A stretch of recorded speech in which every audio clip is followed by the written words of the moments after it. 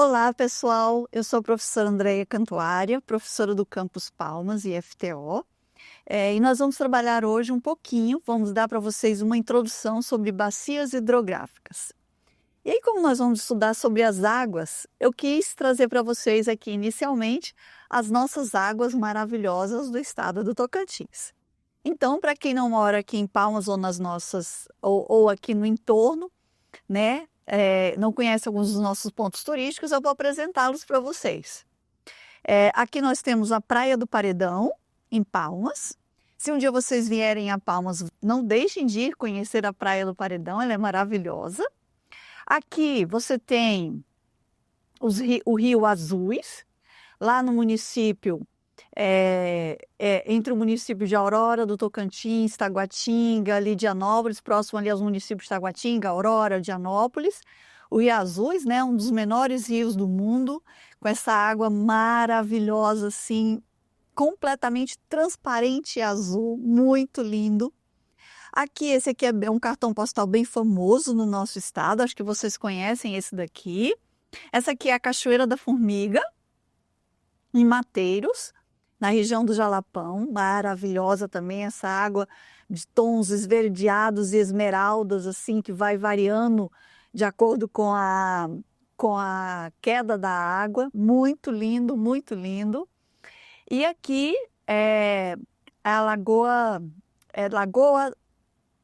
da Serra. A Lagoa da Serra é um ponto turístico do nosso estado ainda não tão visitado, mas tende a se tornar mais visitado. Fica ali no município de Rio da Conceição, próximo a Dianópolis também. É muito, muito linda também. Vale a pena ser conhecida. É um pouquinho difícil de chegar, mas ainda assim vale a pena. É um turismo de aventura, assim, bem legal.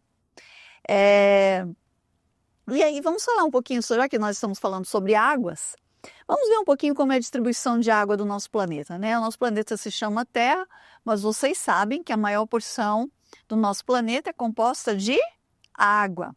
E aí, dessa água, a maior parte dela é água salgada, 97,5% do nosso planeta são as águas oceânicas, as águas dos mares abertos e dos mares fechados. Só desse grande volume de água do nosso planeta, apenas 2,5% é água doce. Dessa água doce, 68,9% estão nas geleiras e neves eternas, nos topos das grandes montanhas, ou seja, nas regiões polares e no topo das grandes montanhas, né, nas geleiras ali. 29,9% são águas subterrâneas, algumas delas acessíveis, outras delas não tão acessíveis assim. 0,3% apenas, 0,3% apenas do total de água doce, tá? Estão nos rios e lagos, e 0,9% nos solos, pântanos e geadas. Então, verdadeiramente nós temos um volume de água doce mais acessível à sociedade humana, bem pequeno, se você levar em conta todo o percentual da água do nosso planeta. E aí, eu trouxe para vocês aqui sobre dois grandes sistemas de aquíferos do Brasil, que são as águas subterrâneas. Então, aqui, ó, nós temos o sistema aquífero Guarani, que durante muitos anos foi considerado o maior sistema de águas subterrâneas do planeta. O volume de água dele é de 39 mil quilômetros cúbicos de água, olha a quantidade absurda de água. Tem uma extensão de 1,2 milhões de quilômetros quadrados, percorrendo não apenas o território brasileiro, mas pegando também parte do território dos nossos vizinhos, Uruguai, Argentina e Paraguai. E nós temos o sistema aquífero Grande Amazônia. Esse foi descoberto posteriormente ao aquífero Guarani, e ele é considerado hoje o maior aquífero subterrâneo do nosso planeta. Ele tem, olha só o volume de água dele, se você fizer um comparativo com o aquífero Guarani. O volume de água dele é de 162 milhões de quilômetros cúbicos de água. É uma quantidade de água, assim, gigantesca. Para vocês terem uma ideia, essa quantidade de água abasteceria o nosso planeta por 250 anos. Todo o planeta. Todos os 8 bilhões de seres humanos do planeta. tá? Por 250 anos. É uma quantidade muito, muito expressiva realmente de volume de água. Esse aquífero não são rios subterrâneos, é importante que vocês tenham essa noção muito clara. Na verdade, são água infiltrada em rochas com maior permeabilidade e que são possíveis de serem exploradas. E aqui você tem uma visão mais ampla, né, desse sistema aquífero. Ali, anteriormente, ele era chamado de aquífero de alter do chão, mas depois se foi descobrindo e ampliando-se as pesquisas relacionadas a esse aquífero, e aí ele recebeu esse nome, Sistema Aquífero Grande Amazônia. Então você tem aí, englobando a área do Rio Amazonas, a área do Rio Solimões, do estado do Acre, a região da ilha de Marajó. E aí a gente tem que entender que o fato da gente ter um percentual de água doce no nosso planeta relativamente pequeno, né, das águas superficiais, né, que estão em rios e lagos, ele ser um percentual relativamente pequeno de água e esta água não está bem distribuída pelo território mundial. Alguns países têm uma maior abundância, nós somos um reflexo disso, né, nós somos um exemplo disso. Outros países têm escassez. Isso acaba gerando disputas. Hoje, no cenário mundial, nós temos vários conflitos, onde eles são, uma das causas desses conflitos são as disputas das águas. Então, a água ela tem sido disputada pela sua própria escassez em determinados locais, ela tem sido disputada porque o processo de urbanização, o processo de industrialização, o crescimento populacional também levou a um aumento vertiginoso desse consumo, e além disso o homem tem também degradado seus recursos hídricos. E aí, com essa degradação dos recursos hídricos, a gente acaba tendo uma menor oferta desses recursos para atender as necessidades populacionais e as necessidades econômicas. Aqui eu trouxe uma imagem de Foz do Iguaçu, né, das cachoeiras ali de Foz do Iguaçu, aqui no nosso país, né, do lado brasileiro, que são consideradas uma das maravilhas da natureza, e onde você vê esse volume expressivo de água doce jorrando das cachoeiras.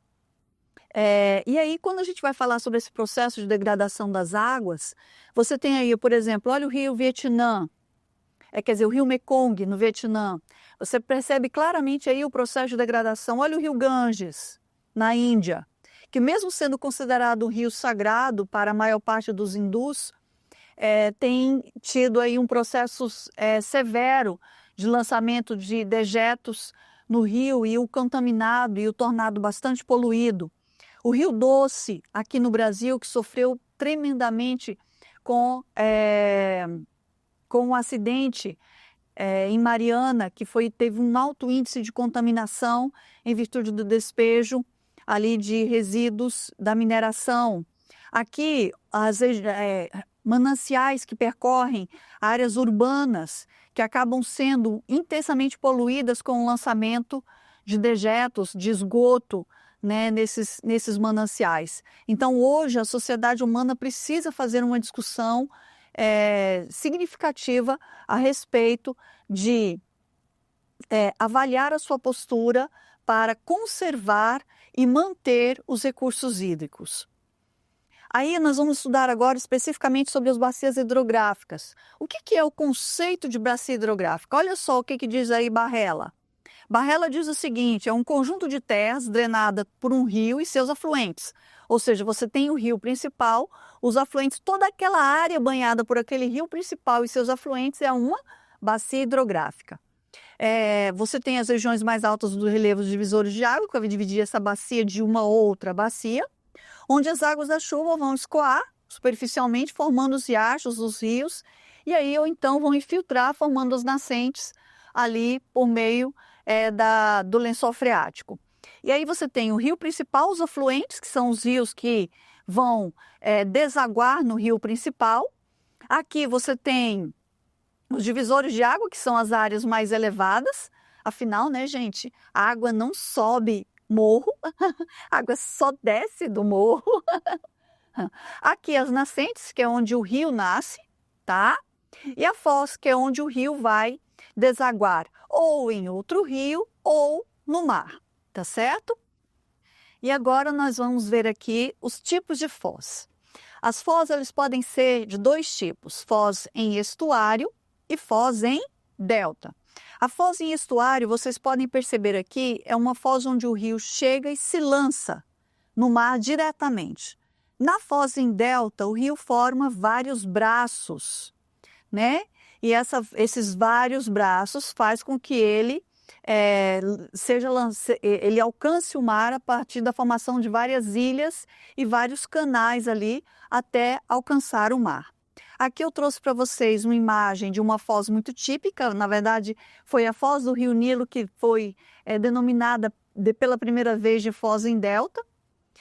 Então aqui está a foz do Rio Nilo, você pode perceber que o Rio Nilo chega a um determinado ponto, ele vai formar vários canais, e aí por meio desses vários canais ele vai alcançar o mar Mediterrâneo. E aqui em cima eu trouxe para vocês a foz do Rio Amazonas, que é considerada uma foz mista. Como assim uma foz mista? Ela é uma foz em delta e uma foz em estuário. Isso é possível? É possível. Aqui na foz do Rio Amazonas você tem a formação da maior ilha marítimo-fluvial do mundo, que é a Ilha de Marajó. Então, do lado de cá da Ilha de Marajó, vocês podem perceber, o Rio Amazonas vai alcançar o oceano em um único canal. Então, em um único canal, ele vai alcançar o Oceano Atlântico. Do outro lado da Ilha de Marajó, vão se formar vários canais, várias ilhas e vários canais, pelos quais o Rio Amazonas vai alcançar o Oceano Atlântico. Então, do lado de cá é considerado uma foz em delta, do lado de cá é uma foz em estuário e, consequentemente, nós temos aí uma foz mista, tá certo? Aqui são as regiões hidrográficas brasileiras. Então, você tem aqui a bacia do Rio Amazonas, que é a maior bacia hidrográfica brasileira e a maior do mundo. Aqui a bacia Tocantins-Araguaia, bacia do Rio Paraguai, do Rio Paraná e do Rio Uruguai, que os três juntos formam a bacia do Rio Prata ou bacia Platina. Aqui você tem a bacia do Rio São Francisco. E, consequentemente, nós temos aqui algumas bacias menores que estão mais nas regiões litorâneas e alcançam diretamente o Oceano Atlântico, ok? E aqui eu trouxe para vocês, mais detalhadamente, a bacia amazônica, que abrange não apenas o território brasileiro, mas também abrange o território de vários dos nossos países vizinhos aqui. Equador, Venezuela, Peru, Bolívia, tá? Então, a bacia amazônica, ela inclui 8 países: Bolívia, Brasil, Colômbia, Equador, Guiana, Peru, Suriname e a Venezuela. Ela sozinha abrange 42% do território brasileiro. O Rio Amazonas é o rio mais extenso do mundo. Durante algumas décadas passadas, o Rio Nilo era considerado o rio mais extenso do mundo. Mas aí novas medições foram feitas, a nascente do Amazonas ficou um pouquinho mais acima, na Cordilheira dos Andes, e o Amazonas ganhou esse título de o rio mais extenso do mundo. Ele também é um rio de maior volume de água. Para vocês terem uma noção do volume de água da bacia amazônica, ele lança no Oceano Atlântico entre 200 mil metros cúbicos de água por segundo a 240 mil metros cúbicos de água por segundo. Isso é um volume gigantesco. Vocês sabiam que em apenas 30 segundos, o Rio Amazonas lança no Oceano Atlântico uma quantidade de água suficiente para atender a necessidade dos 8 bilhões de seres humanos do planeta Terra? Em 30 segundos. É impressionante, né? A diferença do Rio Amazonas, que é o maior rio em volume de água, para o segundo maior rio, que é o Rio Congo, da África, é significativa. O Rio Amazonas, ele sozinho lança no Oceano Atlântico em torno de 18% da água doce superficial do planeta, né, que estão em rios e lagos, tá? Ele tanto pode ser usado para navegação quanto para geração de energia hidrelétrica. E a foz dele, como eu já expliquei para vocês, é uma foz mista. Aqui algumas das usinas hidrelétricas instaladas na bacia amazônica.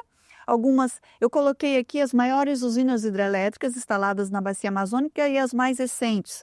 São usinas que têm gerado uma controvérsia muito grande no território brasileiro em virtude das áreas extensas alagadas, que muitas vezes atinge comunidades indígenas, gerando deslocamento dessas comunidades e grandes prejuízos para essas comunidades, prejuízos culturais, sociais, econômicos, e também porque você tem, na formação de muitas dessas usinas hidrelétricas, a inundação de extensas áreas de floresta amazônica.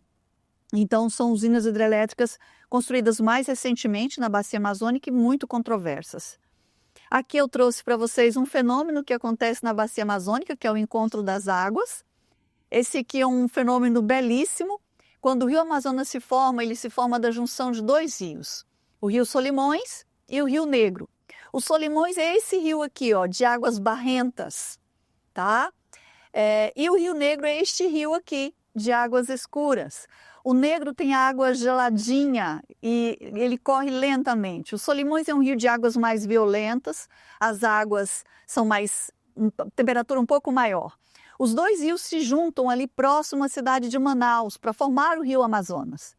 Mas só que, pelas suas características físicas diferentes, eles se mantêm separados e eles vão seguindo juntos, assim, separadinhos, o Negro de um lado, os Solimões do outro, até que eles vão gradualmente se juntando. Mas é um fenômeno belíssimo de se ver ali próximo à região de Manaus. Aqui também, na sua foz, ele também forma um outro fenômeno muito interessante, que é o fenômeno da pororoca, com o encontro das águas do rio Amazonas com o rio, com o Oceano Atlântico. Há um choque, né, por causa do imenso volume de águas, principalmente nos períodos da maré alta, e aí formam-se ondas bem altas, onde você tem vários aí surfistas, vocês estão vendo, surfando nas águas do rio Amazonas, na sua foz ali, no encontro com o Oceano Atlântico. E aqui eu trouxe só para a gente fechar, essa aqui é uma imagem recente. Vocês sabem que o ano passado nós tivemos uma seca muito severa na região amazônica, e essa seca severa gerou uma redução significativa do volume de água dos rios amazônicos, gerando imensos prejuízos sociais, econômicos, ambientais. E aqui a gente pensou assim, não, o ano passado foi um caso atípico, mas essa imagem que eu estou trazendo para vocês aqui é de agora, é dessa semana em Manaus, tá? Aqui é o porto, ali na região portuária em Manaus. Normalmente os navios ficam aqui, ó, a água fica aqui encostadinha nessas áreas mais altas que vocês estão vendo aqui na calçada. Mas olha a distância que a água está, aqui é o Rio Negro. Olha a distância que a água está, tá? Isso tem gerado prejuízos bem significativos na região amazônica, principalmente para comunidades ribeirinhas que precisam do rio para se deslocar e que garantem parte da sua alimentação por meio do rio. Mas a gente vai discutir isso mais aprofundadamente quando vocês estiverem em sala de aula. Um abraço e obrigada!